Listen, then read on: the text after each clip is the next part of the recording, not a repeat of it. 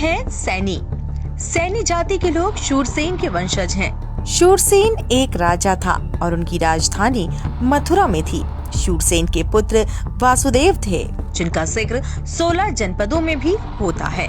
आपको बताते चलें कि 16 जनपदों में एक शूरसेन जनपद था, जो आज भी इतिहास के छात्रों को पढ़ाया जाता है। जैसे जापान में रहने वालों को जापानी कहते हैं, हिंदुस्तान में रहने वालों को हिंदुस्तानी कहते हैं, ऐसे ही शूरसेन के वंशजों को शूरसैनी कहा जाता है, जो कालांतर में शूर हटने के बाद खुद को सैनी कहलवाते हैं।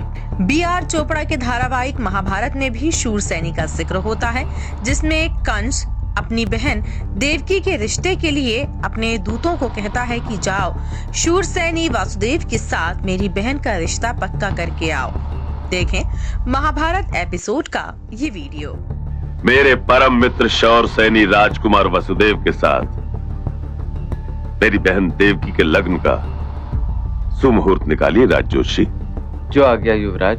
शूरसेन साम्राज्य इतना विशाल व समृद्ध था कि शूरसेन के राज्य में बोले जाने वाली भाषा आज उत्तर भारत की लगभग सभी भाषाओं की जननी है। पोरस शूरसेनी ने सिकंदर के साथ लड़ाई लड़ी, जिसका जिक्र मेगास्थनीज की किताब इंडिका में भी किया गया है।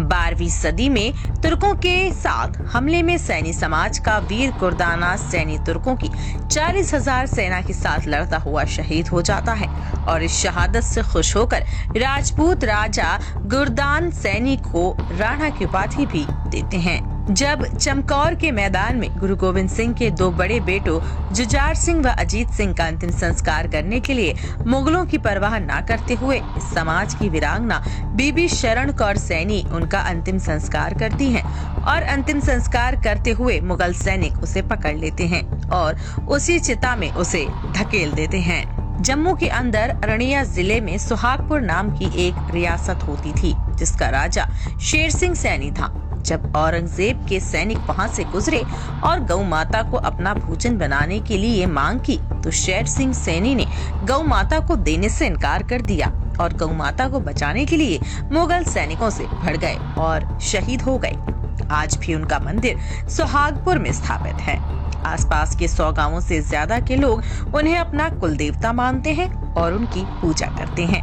उन्हें वहां पर दाता शेर सिंह भी कहा जाता है।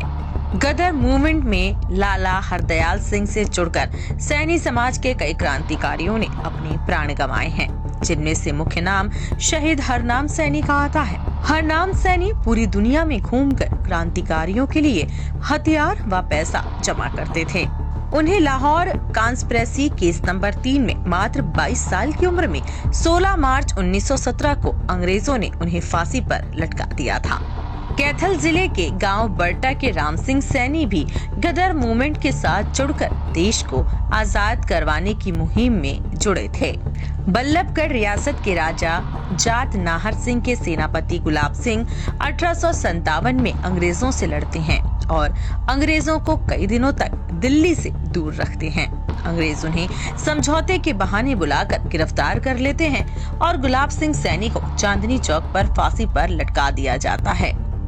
आजादी के संग्राम में इस समाज के 300 से ज्यादा वीरों ने अपनी शहादत दी। देश की आजादी के बाद भी इस समाज के वीरों से देश की सेवा में कोई कमी नहीं छोड़ी। भारत चाइना युद्ध में शहीद होकर भारत का सर्वोच्च बहादुरी का मेडल लेने वाले सूबेदार जोगेंद्र सिंह सैनी, इन पर कई फिल्में भी बनी हैं, या फिर कमांडर कृष्णकांत सैनी, जिन्होंने भारतीय वायु सेना के चिता हेलीकॉप्टर को 22,000 फुट से अधिक उड़ाकर अपने साथियों की जान बचाकर लाना हो, और ये रिकॉर्ड आज भी कोई नहीं तोड़ पाया है। भारतीय सेना के पूर्व उपसेनापति S.K. सैनी हो या ब्रिगेडियर विकास सैनी, आज भी इस समाज के बहादुर अपने देश की रक्षा के लिए लगे हुए हैं। ये विशेष स्टोरी कैसी लगी हमें कमेंट में जरूर बताएं। अगर जानकारी अच्छी लगी तो चैनल को सब्सक्राइब करने के साथ साथ वीडियो को शेयर व लाइक भी करें।